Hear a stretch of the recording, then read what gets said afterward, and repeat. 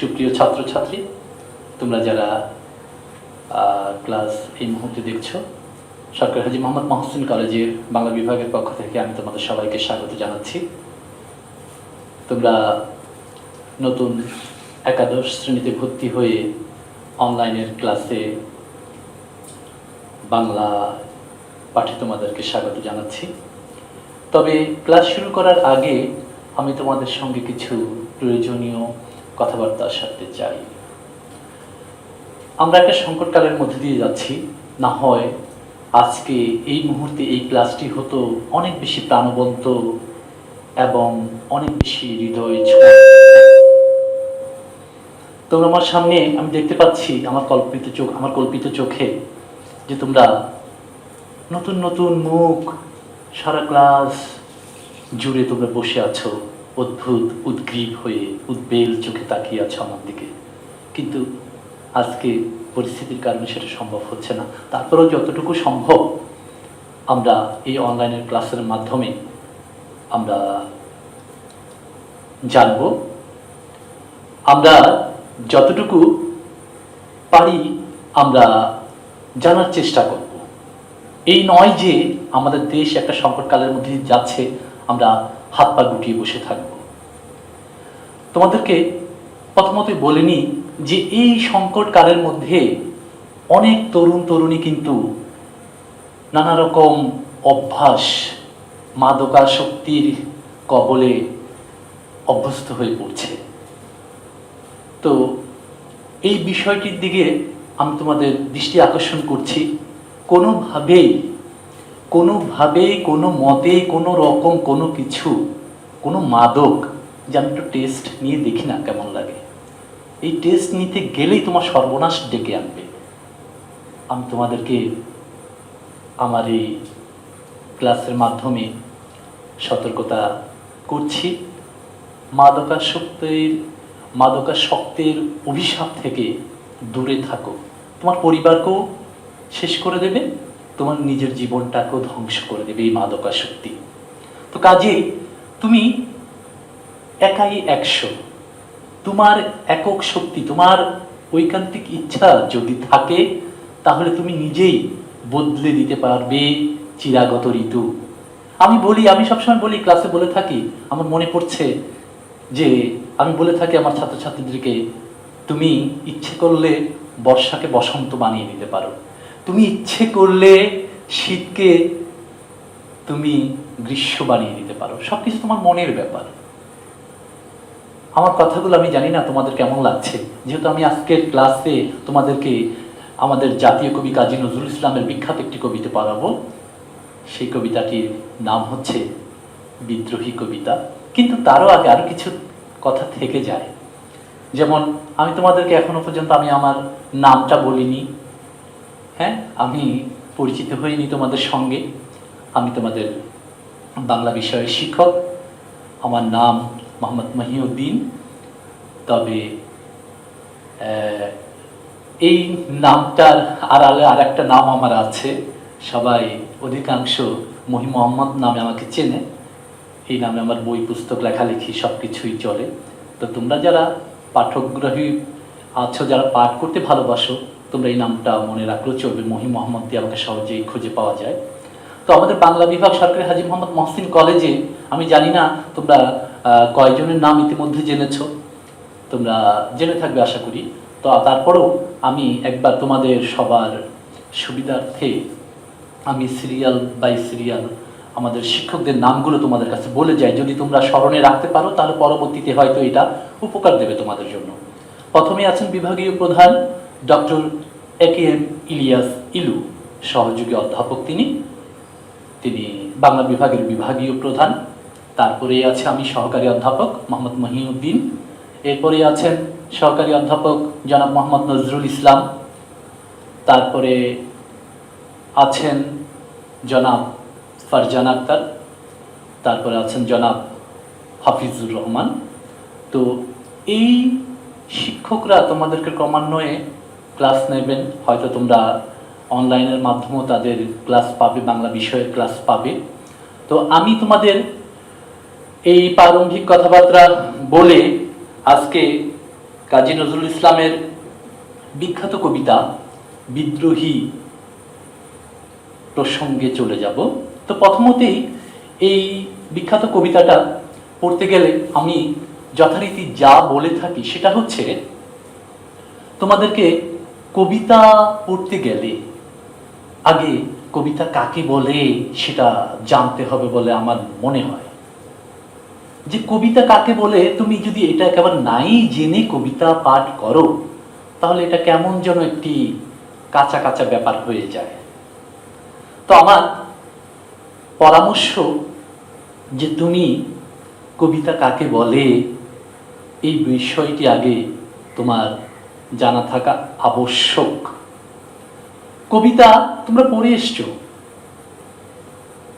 SSC পর্যন্ত তোমরা নানা কবির নানা কবিতা পড়ে এসছো, এবং যাদের পড়ার অভ্যাস আছে, যাদের ঘরে ছোটোখাটো একটা গ্রন্থাগার আছে, লাইব্রেরি আছে, আমার মনে হয় সেখানে অনেক অনেক কবিতার বই রয়েছে, বিখ্যাত জনদের কবিতার বই রয়েছে। আর সেই কবিতার গ্রন্থ অবসর সময় তোমার যে হাতে ওঠে না সেটা আমি বলতে চাই না। আমি মনে করি অবশ্যই তোমরা অনেকেই কবিতা পড়তে পছন্দ করো এবং কবিতা পড়বেও।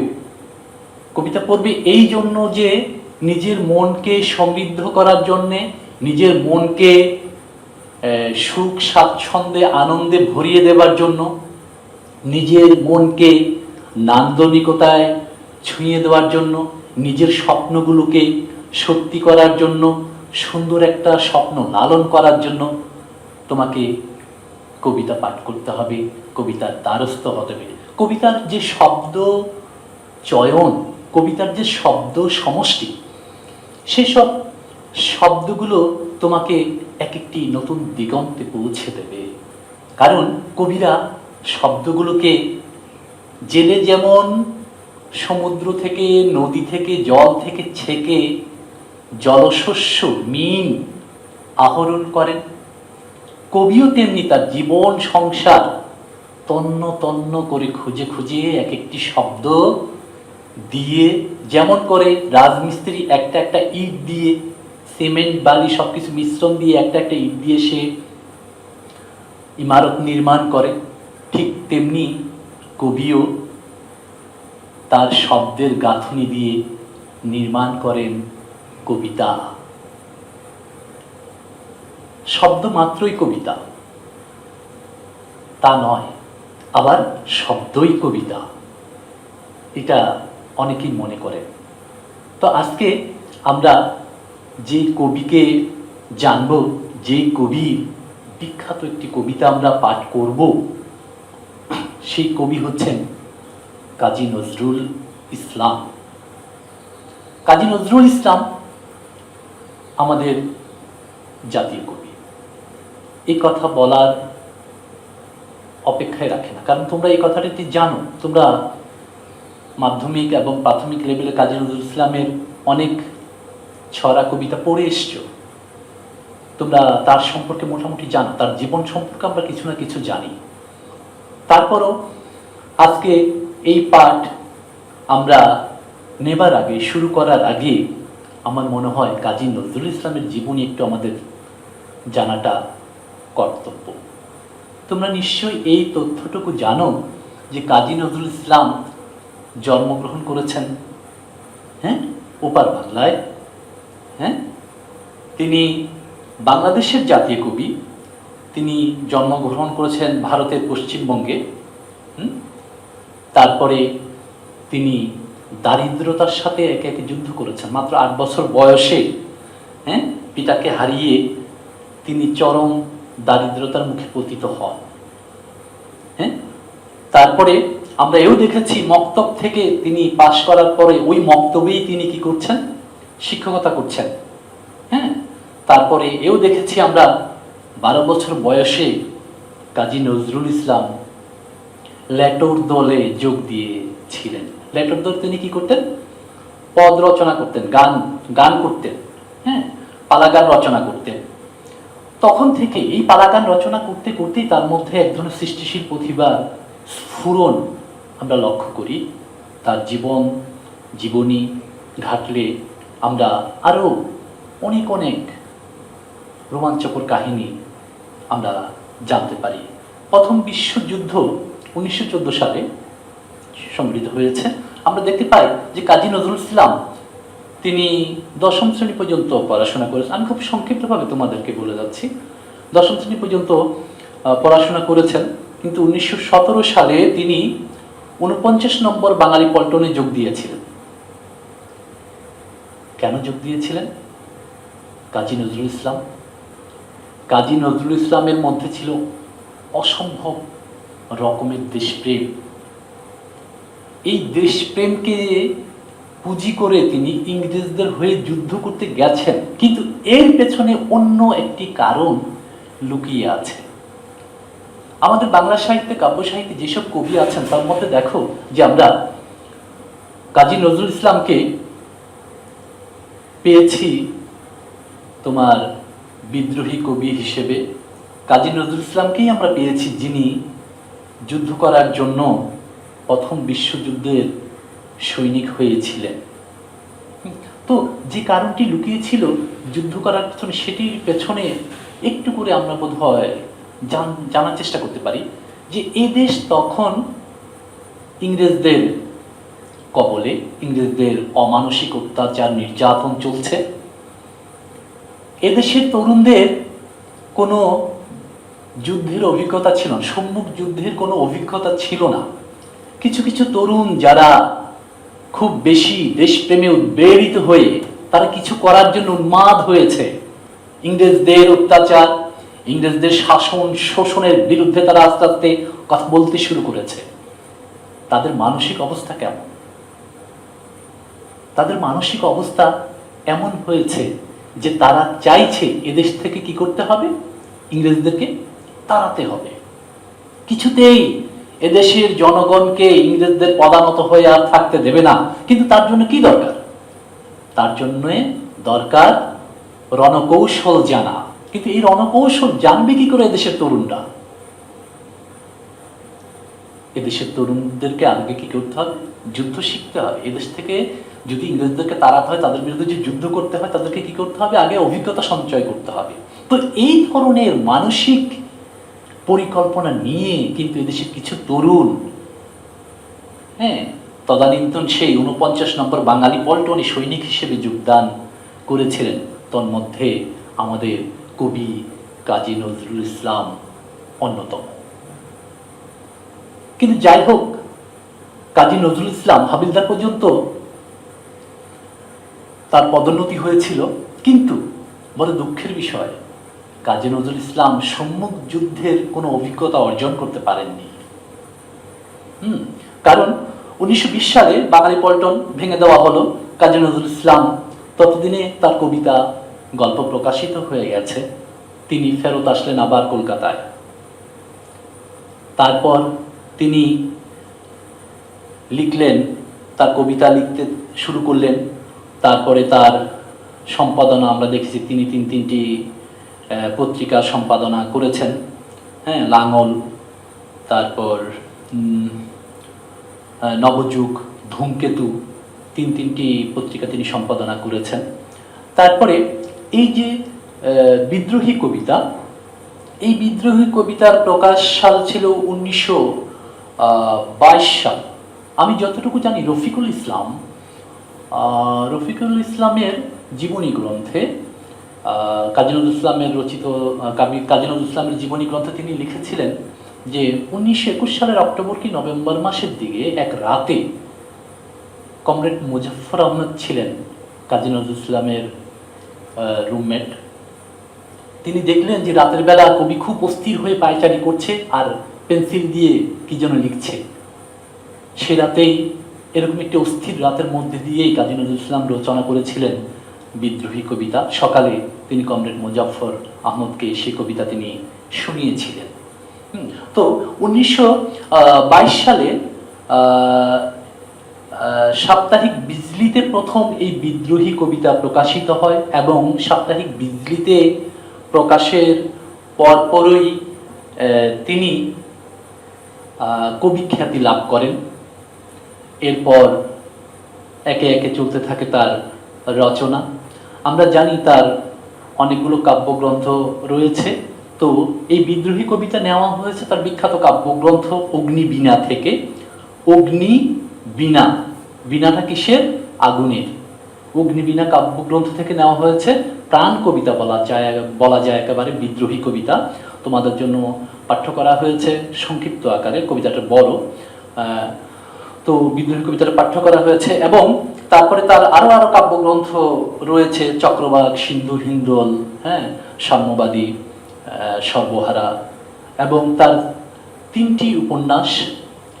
তিনটি উপন্যাসের মধ্যে হচ্ছে মৃত্যু ক্ষুধা, বাঁধনহারা, কুহেলিকা। তার তিনটি গল্পগ্রন্থ, হ্যাঁ, তিনটি গল্পগ্রন্থের মধ্যে রয়েছে ব্যথার দান, শিউলিমালা, রিক্তের বেদন। তিনটি উপন্যাস, তিনটি ছোট গল্প, আর কবিতা গ্রন্থ রয়েছে অনেক।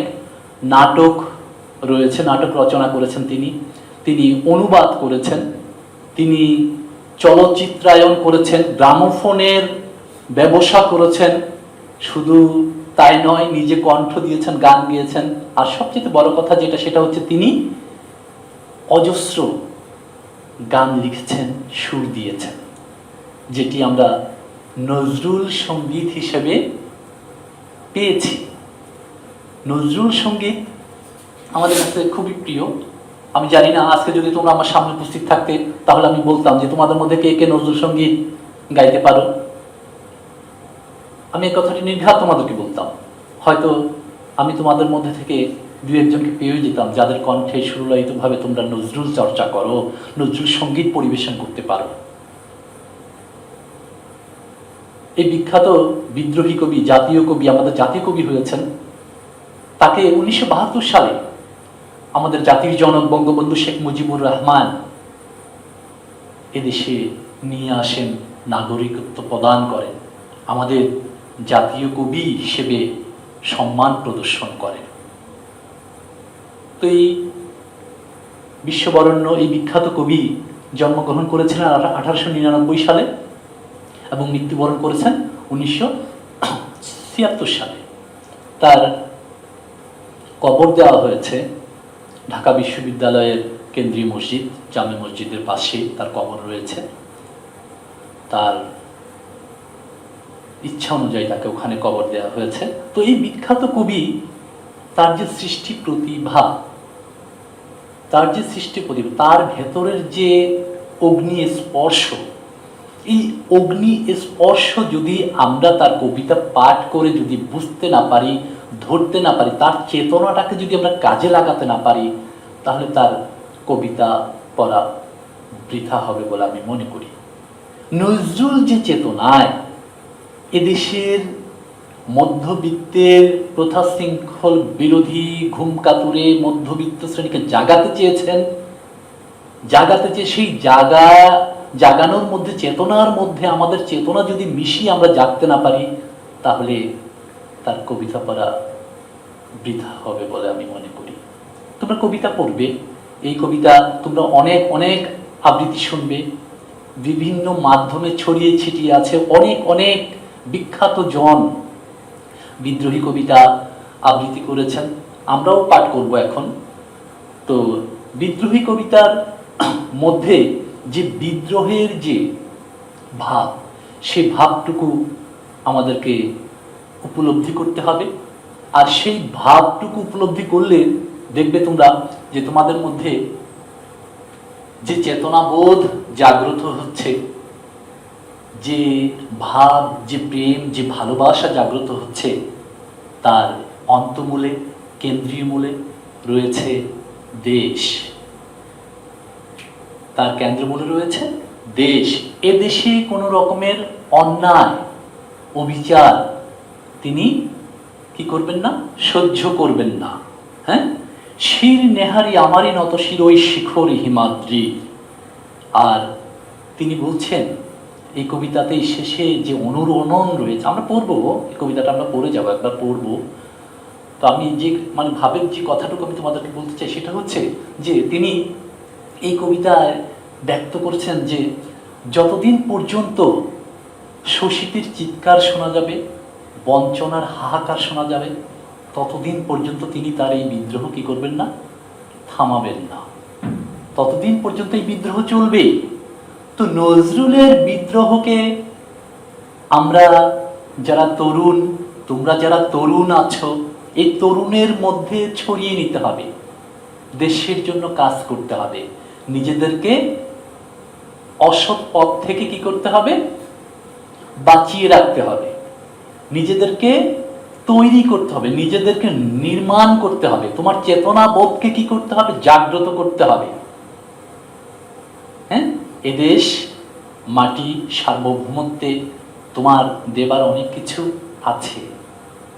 হ্যাঁ, তো আমরা যে কাজটি করতে চাই, একবার এই কবিতাটি পড়তে চাই। আমরা পড়ব কবিতাটি, পড়ে তারপর আমরা বিশ্লেষণে যাব।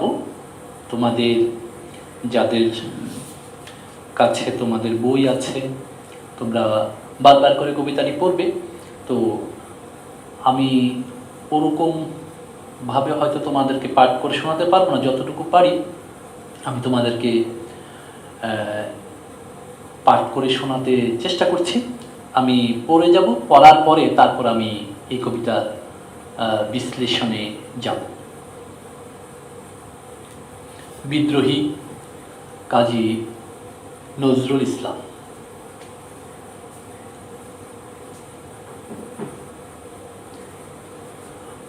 বলবীর বল উন্নত মম শির, শির নেহারি আমারি নত শিরই শিকড় হিমাদ্রির।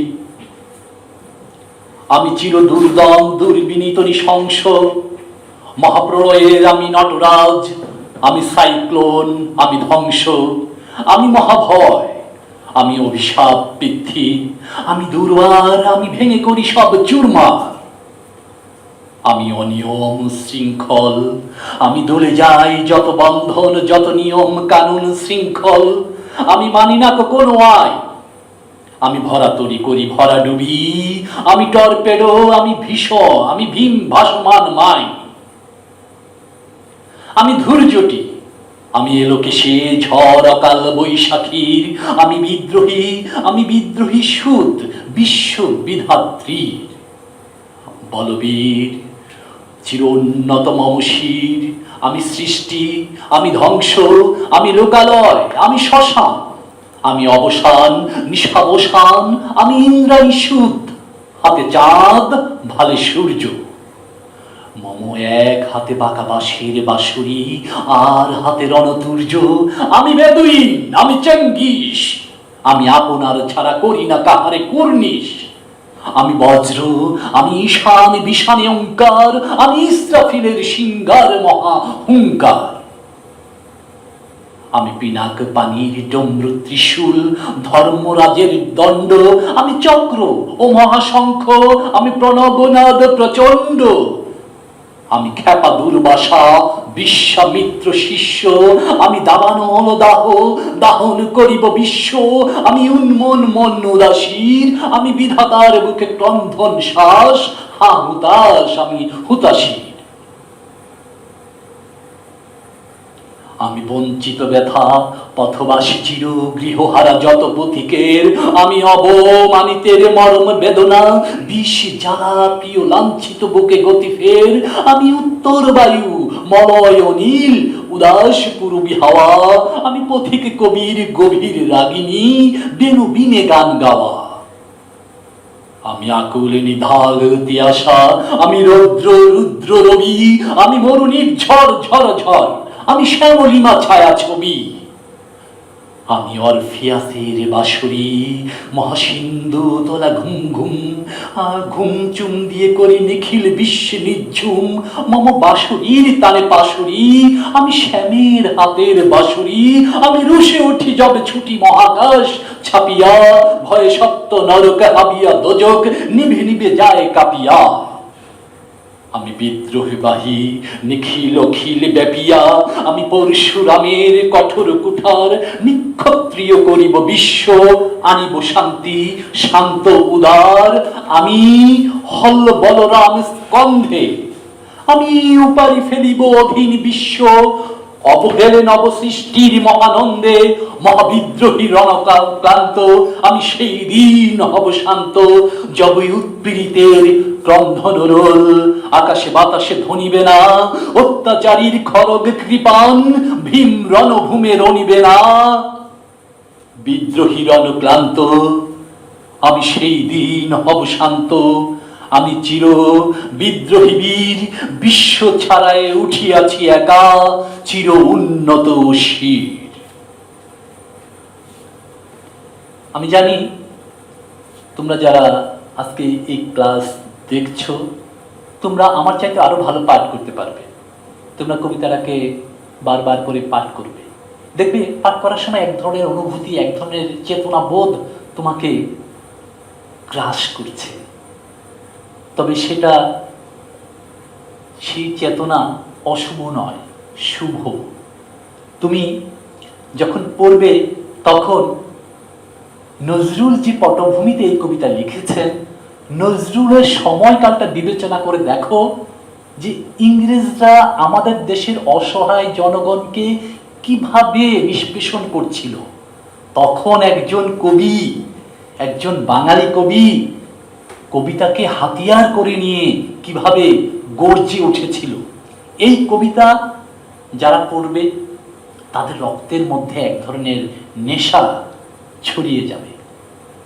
সেই নেশা, সে চেতনা শুভ, ভালো কিছু, ভালো কিছু করার জন্য দৃঢ় প্রতিজ্ঞা, অন্যায়ের বিরুদ্ধে, শোষকের বিরুদ্ধে এক ধরনের প্রবল প্রতিবাদ। তো কাজী নজরুল ইসলাম যে বিদ্রোহী খেতাব পেয়েছেন, তার বিদ্রোহের যে স্বরূপ, সে স্বরূপ উন্মোচন করতে হলে তার সৃষ্টিশীল কাজগুলোকে বিচার বিশ্লেষণ করতে হবে। তার সৃষ্টিশীল যে কাজ, তার যে চিন্তা ধারা, কল্পনা, দেশ ও জাতির জন্য তার যে একান্ত ভাবনা, সেই ভাবনা একটি জটিল সময়ের মধ্যে বেড়ে উঠেছিল। বিধায় তার কবিতায়, তার লেখনীতে প্রচন্ড রকমের একটা বিদ্রোহ, জনগণকে জাগানোর জন্য তার যে এক আকুল প্রার্থনা, তার লেখায় যে আকুল প্রার্থনা, সেই প্রার্থনাটুকু আমাদেরকে বর্তমান সময়ে ধরে নিয়ে আমাদেরকে নিবেদিত হতে হবে যার যার কাজে। আমরা আপন কাজটুকু যদি সঠিকভাবে সমাপন করতে পারি, তাহলে এই চেতনা আমাদেরকে সহযোগিতা করবে। আমি আজকে এই ক্লাসে এটার বিশ্লেষণ আর দিতে পারছি না। আমি তোমাদের পরবর্তী ক্লাসে এই কবিতাটি নিয়ে আরেকটি ক্লাস করব। সেই ক্লাসে আমি প্রতিটা লাইন ব্যাখ্যা বিশ্লেষণ করে তোমাদের সঙ্গে কথা বলবো। আরেকটি ক্লাস নেব এই বিদ্রোহী কবিতার উপরে। তো আজকে তোমরা যারা এই ক্লাসের সঙ্গে যুক্ত ছিলে, আমি তোমাদেরকে সবাইকে ধন্যবাদ জানাচ্ছি এবং তোমাদেরকে বারবার করে বলছি যাতে এই সংকটকালের মধ্যে তোমরা কোনোভাবেই কোনো খারাপ অভ্যাসের দিকে ঝুঁকে না পড়ো, সেদিকে সচেতন থাকবে, বাবা মার কথা শুনবে, বাড়ির বাইরে তেমন অপ্রয়োজনে বের হওয়ার দরকার নেই। যেমন কলেজেও এখন আর আসার প্রয়োজন নেই, খুব বেশি প্রয়োজন না হলে তোমরা আসবে না। তোমরা ইতিমধ্যে রেজিস্ট্রেশন শেষ করে ফেলেছো, আমি যতটুকু জানি তোমাদের কাজ অনেকাংশেই হয়ে গেছে।